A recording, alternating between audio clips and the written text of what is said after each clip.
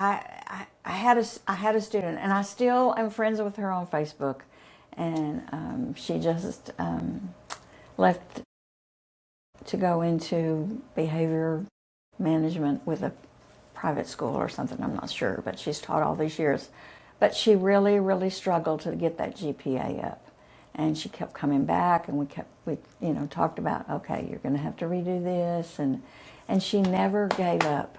She just persevered. And to see her walk across that stage, and then to see her get that job, and to go out there and be in the field and teaching, and knowing that she's making a difference because she could relate to the children and the kids who had problems. So, and then to celebrate births and marriages and birthdays with your students. We always tried to, when I had students, especially in that, what we call that block class, that last semester before they went out to student teach, we always celebrated a student's birthday. I knew when they were, and I would also ask them their favorite song at the beginning of the semester, and I would do a playlist for that class so that during downtime or when they were working in groups or something, I would be playing their music, and they would say, "Oh, Dr. Calahan, that's my favorite song." Right. So I think those are the things that stand out to me. And then the students that I'm still friends on Facebook with, I have one who was struggling with her identification, and she came to me and talked to me one time, and now she's happily married with a baby out in California with a partner. Now, were you in charge of the Department of Curriculum Instruction long enough to anybody who graduated as a Tarleton teacher in our department? Did that ever happen for you? Oh, actually, Jennifer McGregor.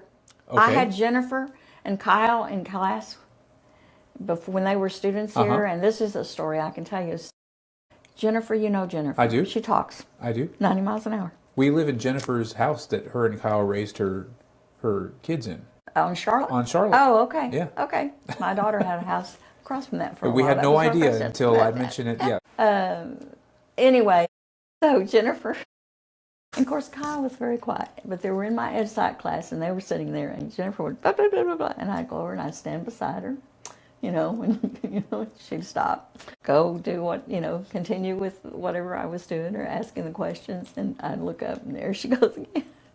So I'd go over, and one day, I don't know how many times I did this, not on the same day, but over the semester, and finally I walked up to her one day. I said, "You have a choice. You may either choose to be quiet or you may take your books and leave." And I tell that story. I told that story when I was teaching on her. And the kids would go and ask, the students would go, and she'd say, "Oh, yeah, that's true. She did it." So, yeah, those are the things you remember. So you hired Jennifer to teach reading. Oh, fantastic. Reading. Because I know she's Tarleton through and through. Right. So. Right. Yeah. Awesome. See, that's a neat connection there. Yes. Yeah. And that doesn't often happen.